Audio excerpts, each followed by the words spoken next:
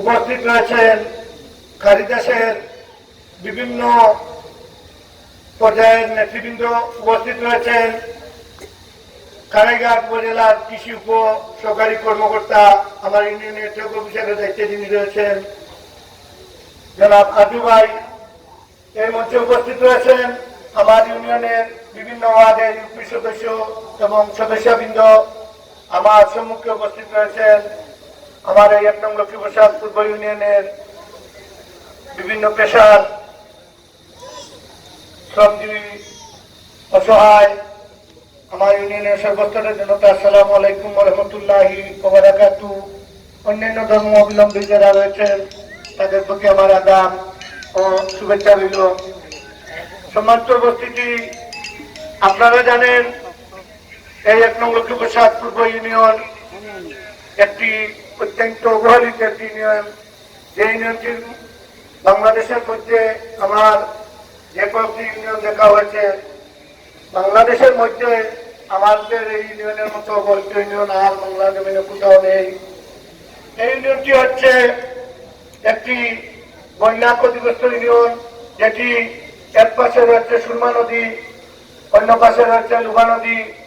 যখনই বৃষ্টি হবে তখনই এই ইউনিয়নটিতে বন্যা হবে।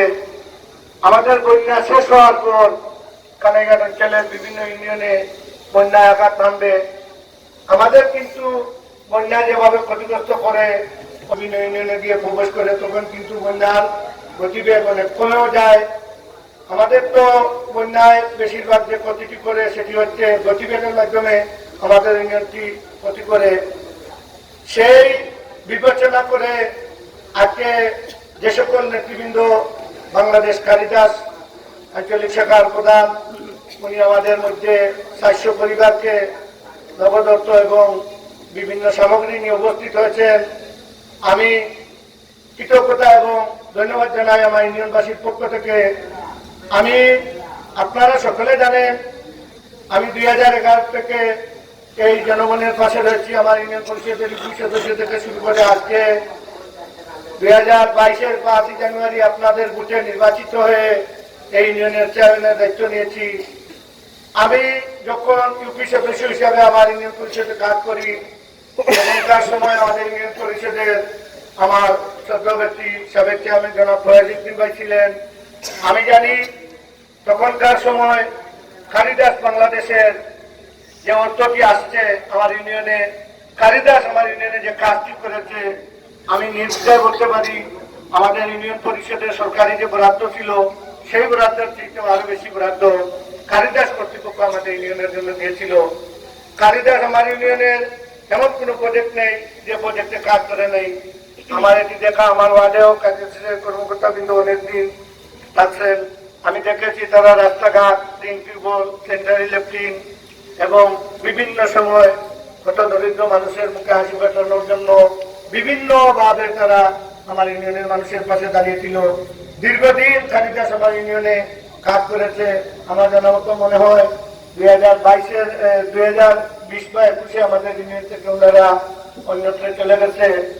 যদিও আমরা যাওয়ার সাথে সাথে কষ্ট পেয়েছি, আমাদের অনেক ক্ষতি হয়েছে, তারপরও যে কোনো এনজিওর একটি দিক নির্দেশনা রয়েছে, এনজিওর কর্তৃপক্ষের তাদের একটি মতামত রয়েছে। সেই মতামতের ভিত্তিতে ওনারা বসে থাকে নাই, আমাদের মতো অন্যান্য ইউনিয়নেও কারিদাসের কাজ পরিচালনা হচ্ছে। আমি বক্তব্য দীর্ঘায়িত করবো না, আমি সংক্ষেপ করে নেব। আমি জানি আমার সম্মুখে যে সকল উপকারভোগী রয়েছেন, আপনারা সকল বিভিন্নভাবে যার যার ফ্যামিলি নিয়ে ব্যস্ত রয়েছেন। আজকে যারা এই অর্থ এবং ত্রাণ সামগ্রী নিয়ে কারিদাস কর্তৃপক্ষ আসছে, মূলত ওনাদের উদ্যোগী ছিল এই ত্রাণ সামগ্রী ঘরে ঘরে পৌঁছে দিবে। আমি নিজ থেকে ইচ্ছা করে তাদেরকে অনুরোধ করে অনুষ্ঠান করতেছি, সবাই যাতে আমরা একত্রিত, হয়তো এই বিপদের সময় যেন আমরা একত্রিত বসতে পারি, সেই জন্য আমিও অনুরোধ করেছি। আমি ধন্যবাদ ও কৃতজ্ঞতা জানাই বিশেষ করে কারিদাস সিলেট অঞ্চলের যিনি দায়িত্বে রয়েছেন জনাব তাহের ভাই। ওনার সাথে আমি সব সময় পরামর্শ করেছি, ওনার কাছে আমি আমার দুঃখ সুখের কথা বলেছি, আমার ইউনিয়নের মানুষের জন্য বলেছি। আমার কারিতাসের সাথে সুসম্পর্ক থাকার কল্যাণে আমি সাথে সাথে আবেদন করেছি। আমি ধন্যবাদ জানাই, আমি এক নগণ্যর আবেদন, আমার মানুষের জন্য যে আবেদনটি করেছি ওনারা আমার আবেদনটি সাথে সাথে গ্রহণ করেছেন এবং আমাদের বন্যা এখনো যায় নাই আমি বলবো, তারপরও ওনারা উপস্থিত হয়ে অন্তত আমার ইউনিয়নে আমি বলবো যেহেতু ওনারা আরো 3টি ইউনিয়নে দিচ্ছে, সব ইউনিয়নের থেকে আমাকে আমার ইউনিয়নের কথা বিবেচনা করে ওনারা আমাকে বেশি বরাদ্দ দিয়েছেন, সেই জন্য আমি ধন্যবাদ জানাই। আমি আপনাদেরকে বিশেষ করে একটি কথা বলতে চাই, আপনাদেরকে কষ্ট দিয়েছি, বিরক্ত দিয়েছি, দরখাস্ত দিয়েছি, ফোনের মাধ্যমে কষ্ট দিয়েছি, এটি শুধু আমার ইউনিয়নের মানুষের জন্য, আমার ব্যক্তিত্বের জন্য নয়, আমি অসহায় মানুষের জন্য। আমি জানি যেখানে অসহায় মানুষের কথা বললে কাজ হবে, আমি সেই জায়গায় বলেছি। আমি আপনারা পরেও আরো 4টি এনজিওর সাথে আমি দরখাস্ত করেছি, আমার ইউনিয়ন পরিষদের ইমেল থেকে আমি আরো 4টি এনজিওর সাথে যোগাযোগ করেছি। আমার বিশ্বাস ওনারাও আসবে, আমার অসহায় মানুষের পাশে দাঁড়াতে পারবে। আমার চাওয়া বড় কিছু নেই, আমার একটাই চাওয়া, আজকে যে আমার ভোগাভুগি মা বোনেরা এবং বৃদ্ধ মুরব্বীদেরকে নিয়ে আমি 400টি পরিবারের হাতে আপনাদের অর্থ আমার মাধ্যমে আমি 28 লক্ষ টাকা আমার ইউনিয়নে দিতে পারছি, এটি হচ্ছে আমার সর্বোচ্চ পাওয়া, এটি হচ্ছে আমার সর্বোচ্চ চাওয়া, এটাতেই আমি সন্তুষ্ট। আমার ব্যক্তিগত কোনো সন্তুষ্ট নেই, আমি এটাই মনে করি আমার সর্বোচ্চ সন্তুষ্ট। যেহেতু 2022-এর 22 জানুয়ারি এই ইউনিয়নের জনগণ আমাকে বিপুল ভোটে ভোট দিয়ে নির্বাচিত করেছে তাদের কল্যাণে কাজ করার জন্য, সেই ধারাবাহিকতায় আমি কাজ করে যাচ্ছি। আমি যারা উপকারভোগী এখানে রয়েছেন আর পাওয়ার উপযুক্ত আরো অনেক লোক এখানে রয়েছেন, আমি যারা পান নাই আমি তাদেরকে সবিনয় অনুরোধ করব, আপনারা কেউ রাগ করবেন না, গালি দিবেন না, কষ্ট নিবেন না। আমি আপনাদের জন্য করেছি, সাহায্যের জন্য আমি হাত বাড়িয়েছি, আমি চেষ্টা করব যারা পান নাই তাদেরকে পরবর্তীতে যাতে আমি দিতে পারি সেই জন্য আমি চেষ্টা চালিয়ে যাব। আজকে যারা পেয়েছেন আমরা আরো অনেক নাম দিয়েছি, কিন্তু পাঠ্যক্রমে আপনারা এটি কারো হাতে নেই, আপনারা সার্ভের মাধ্যমে মাইনাস হয়েছেন, এর জন্য আপনারা কোনো ইউপি সদস্য বা আমাকে আপনারা কোনো কিছু বলবেন না। আমার সবিনয় অনুরোধ, এটি আপনারা ধরে নেবেন, যার ভাগ্যে দিয়েছে সেই পেয়েছে, যার ভাগ্যে নেই সে পায় নাই। আমরা জানি আমার ইউনিয়নে আমি ইতিমধ্যে 400টি পরিবারকে দিচ্ছি, কিন্তু আমার ইউনিয়নে 10,000 পরিবার পাওয়ার উপযুক্ত একই কোয়ালিটি 10,000 পরিবার রয়েছে, কিন্তু আমরা তো আজকে 400 পরিবারকে দিচ্ছি, সেই জায়গায় আমার 9,600 পরিবারে কোনো বঞ্চিত রয়েছে। আমি কারিতাস কর্তৃপক্ষকে অনুরোধ করব, আপনারা আপনাদের দপ্তরে গিয়ে বিদেশের ডোনারদের সাথে আলোচনা করে আমার ইউনিয়নটির জন্য আপনারা অতীতের মতন জড়িয়ে থাকার জন্য আমি সবিনয় অনুরোধ করব। আপনাদের কর্মতৎপরতা যেন আমার ইউনিয়নটিতে আবারও ফিরে আসে।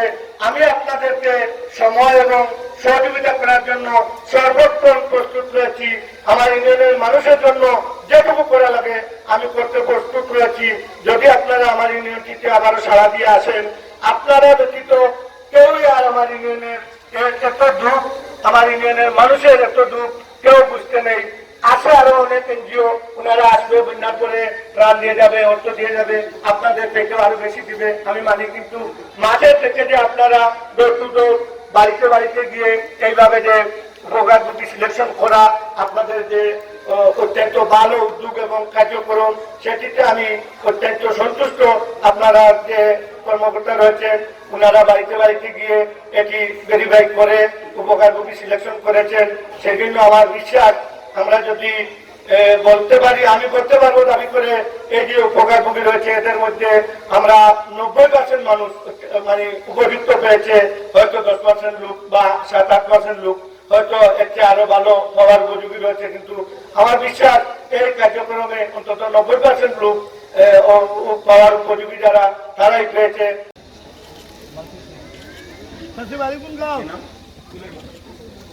এক নম্বর ওয়ার্ডও কোন গাঁও?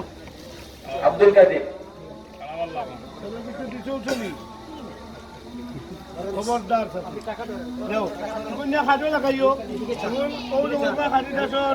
আমরা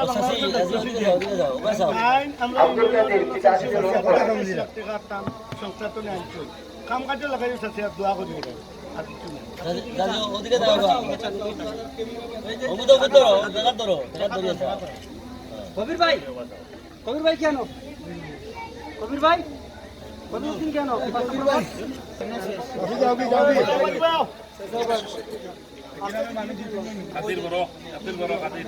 তাজউদ্দিন সোনামর আলী,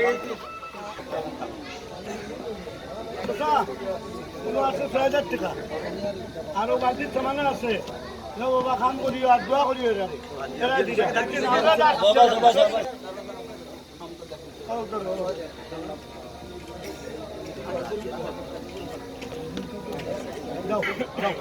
সমানে আছে আরো ৬,০০০ টাকা আছে আও তুমিও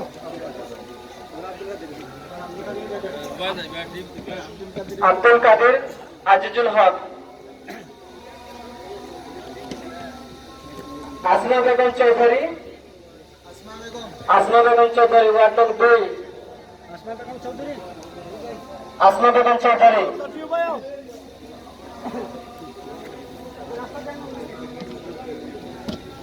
আপনারা দয়া করে নিজ নিজ টাকা গুনে নিয়ে যাবেন। আসমা বেগম চৌধুরী,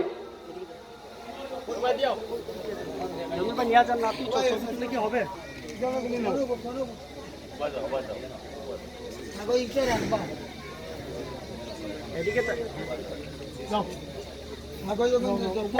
ইন্টারভিউ শুরু করতে পারেন।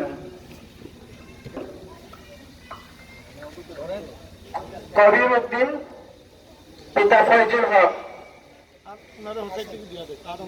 কবির উদ্দিন, পিতা ফয়জুল হক।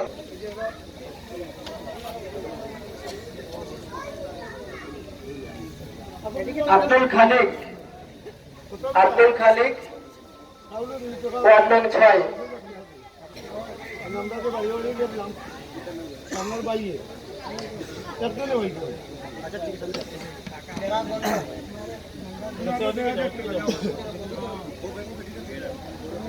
খালেক ভাই খালেক কাকা আব্দুল খালিক,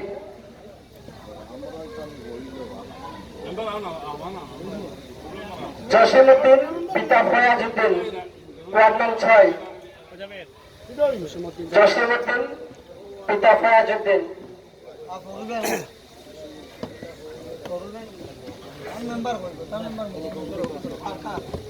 মুখলিস আহমদ, পিতা